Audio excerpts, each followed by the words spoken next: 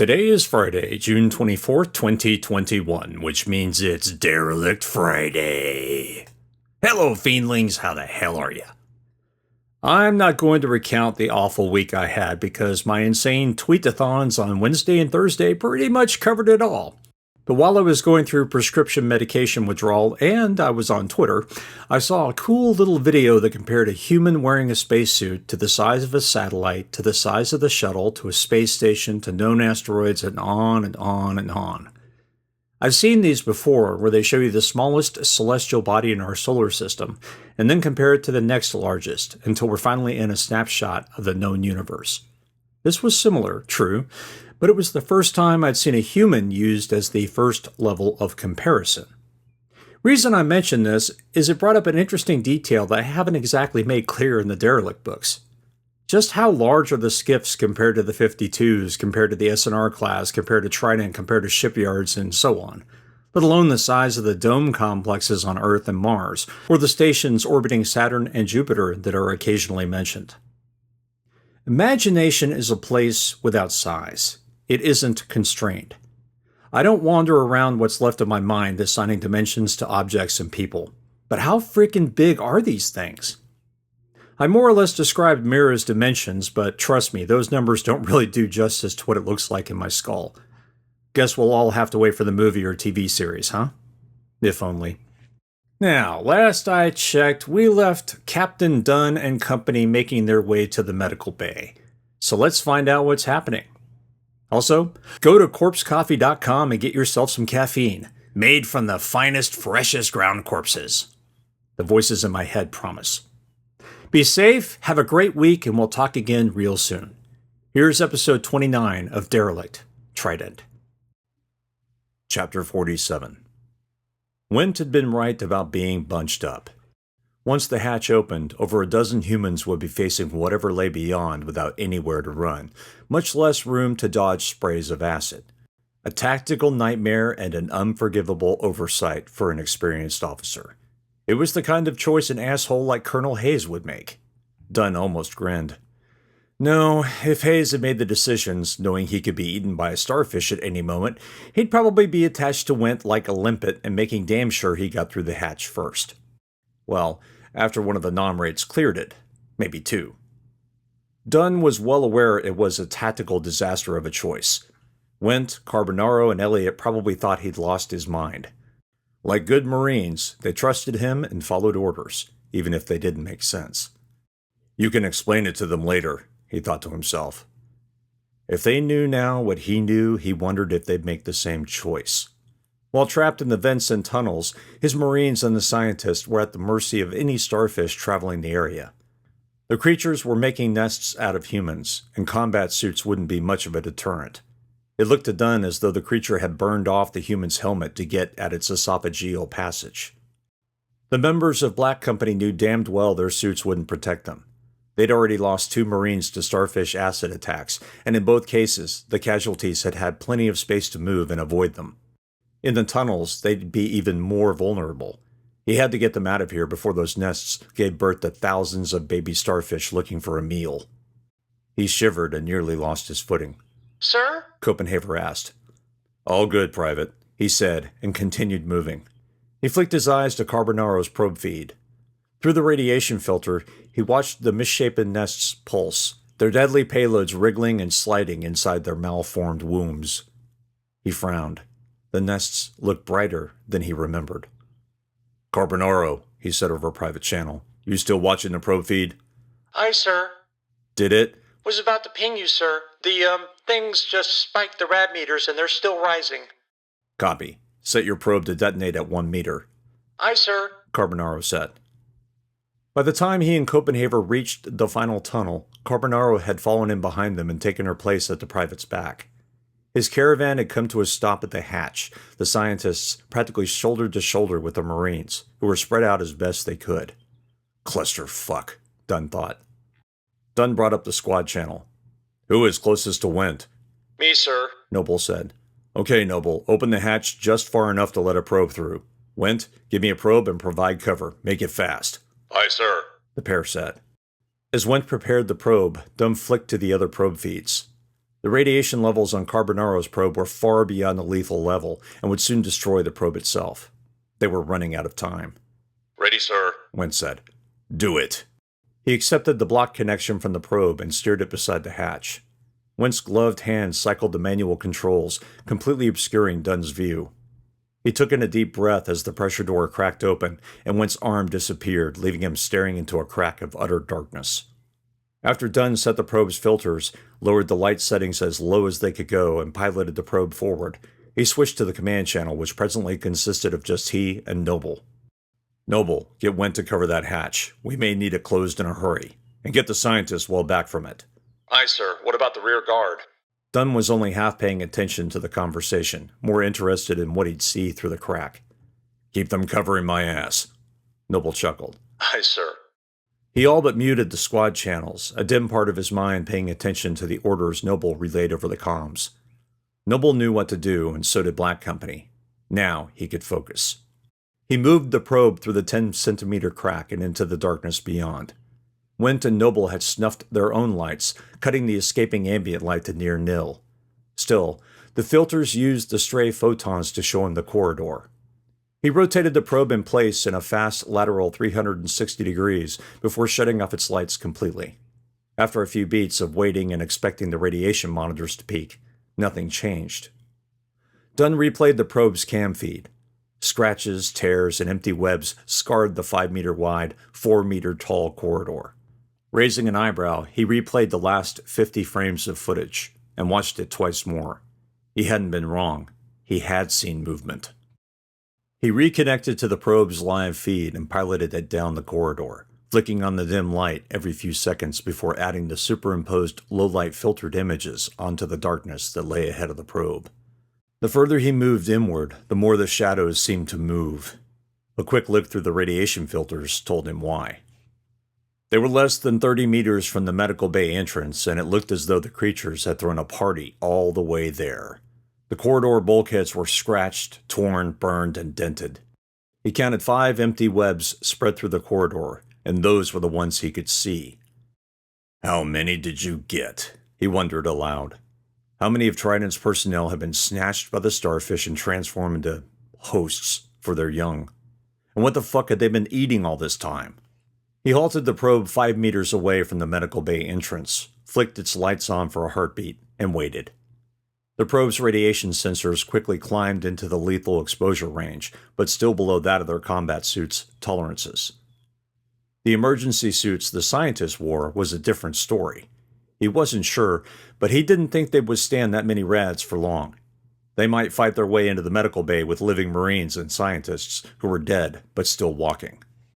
The radiation climbed beyond combat suit thresholds, and he cursed. The probe's gyroscope reported it had received a bump, then a harder one. Dunn rotated the probe so it faced opposite the medical bay. He opened the throttle, and the probe quickly accelerated to 5 meters per second. He waited 3 seconds and turned the probe's lights to full. The probe's rear cam feed showed him a dozen large starfish scrambling down the corridor, their long arms pushing off one bulkhead to the other as if parkouring in the microgravity. A snarl of smaller, sparkling, shimmering shadows burst past them like a colony of bats chasing dusk. He maxed the probe's acceleration, knowing full well he had another 5 or 6 seconds before the probe simply ran out of corridor. Went, check the corridor! Another second ticked off. Another. Clear! Move!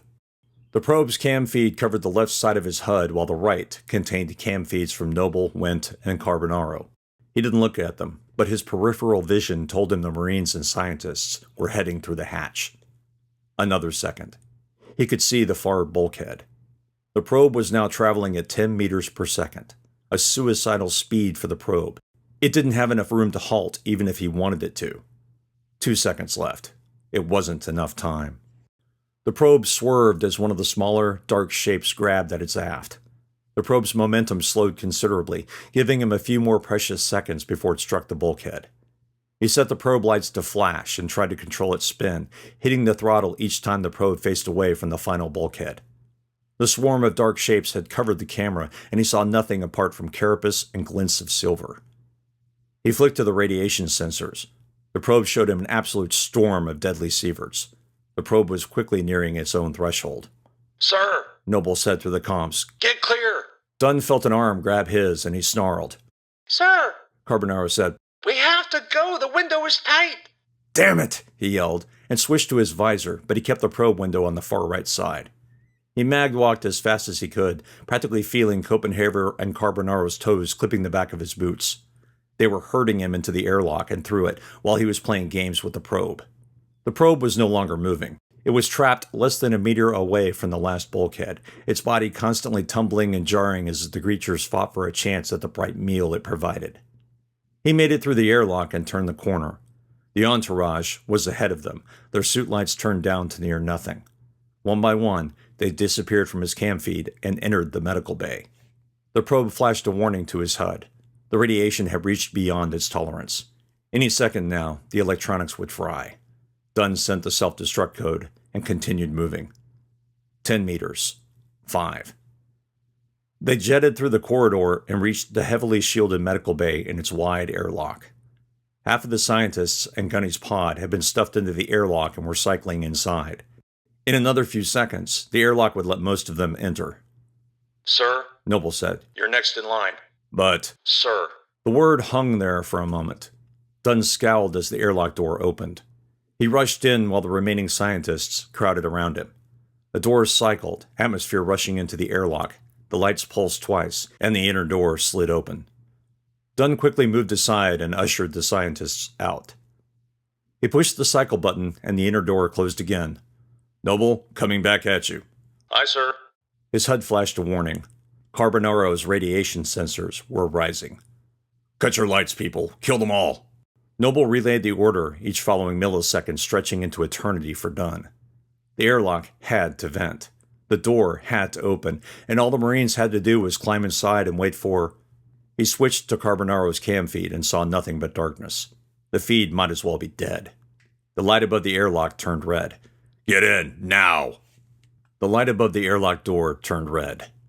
The airlock door opened and the lights inside flashed twice as the door began closing.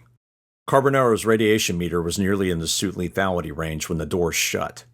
The radiation immediately dropped to normal background levels. Dunn sighed and leaned against the bulkhead. They'd run the gauntlet with only 2 MIAs, whereabouts unknown. The relieved grin on his face melted.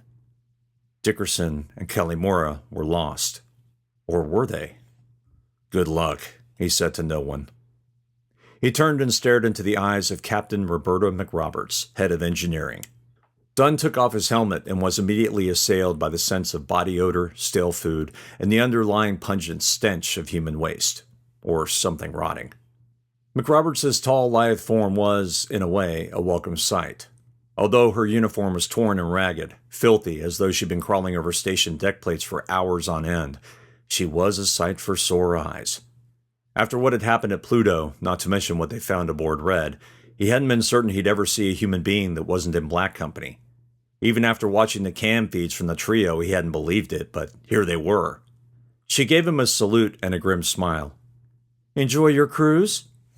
Dunn returned the salute and cradled his helmet beneath an arm. I'll tell you about it once you catch me up. He looked around the medical bay lobby. A few dazed, malnourished Marines and squiddies sat in the couches and chairs. Some rose to salute him, but he put them at ease. Noble, Dunn said over the comms, I want to sit rep on provisions and the like. Also, get our Marines to help out where they're needed. I'm going to keep Copenhagen for a while. Aye, sir. The young Marine suddenly appeared at his elbow, her helmet cradled just like his. Even after a crazed run through the tunnels, facing a massive attack, and dealing with just about all the shock a person could handle, Copenhagen looked far more alert and ready to fight than McRoberts. We appreciate the help, McRoberts said, but I think you're going to want to talk to the doc. He'll help you figure out what people need. Dunn nodded. All right, then whom do I talk to about tactical? McRoberts sighed. That would be me. Dunn blinked. No other Marines? She shook her head. No combat Marines. Red never returned from her mission and Blue was gone. There were no combat Marines left. What about security, MPs? Some of them made it here, McRoberts said, but most were only armed with flechette pistols and stun rounds. You wouldn't believe how effective those are. McRoberts' face twisted into an exhausted grin. Yeah, I would. Problem is no one was set up for a siege.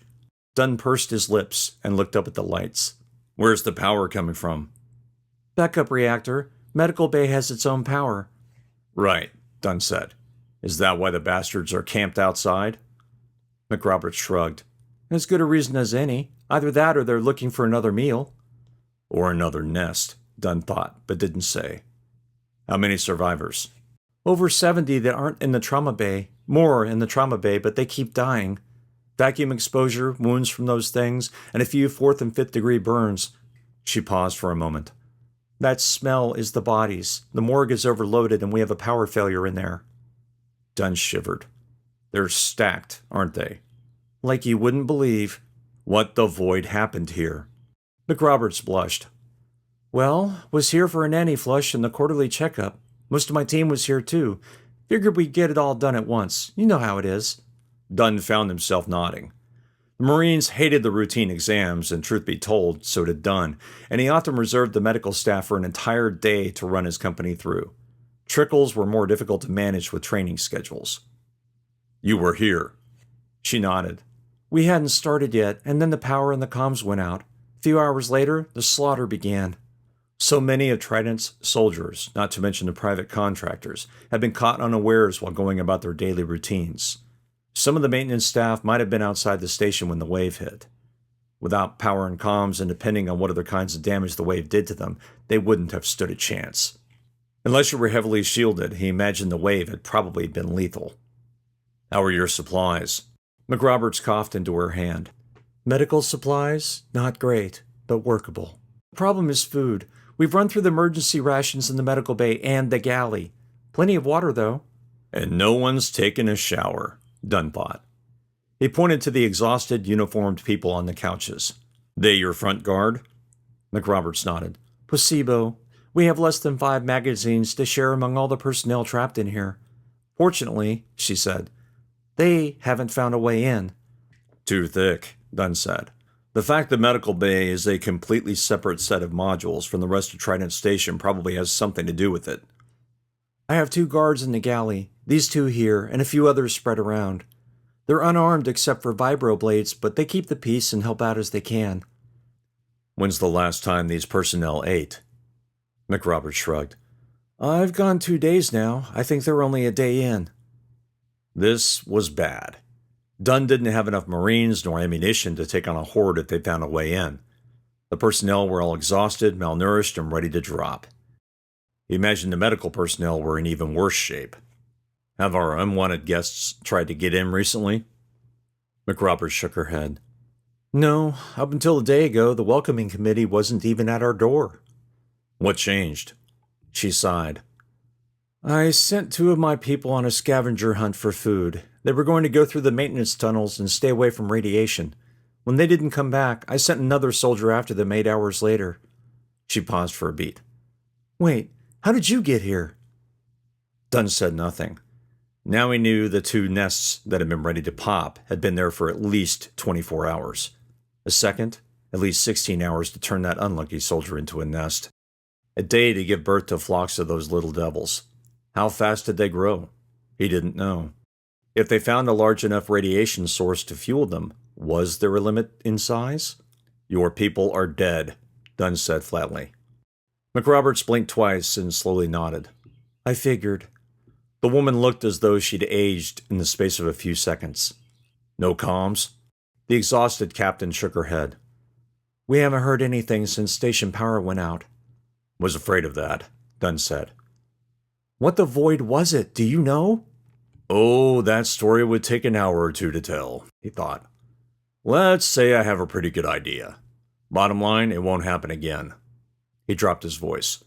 We have to regain control of the station before those things find a way in, and there are some damned big ones outside. Big?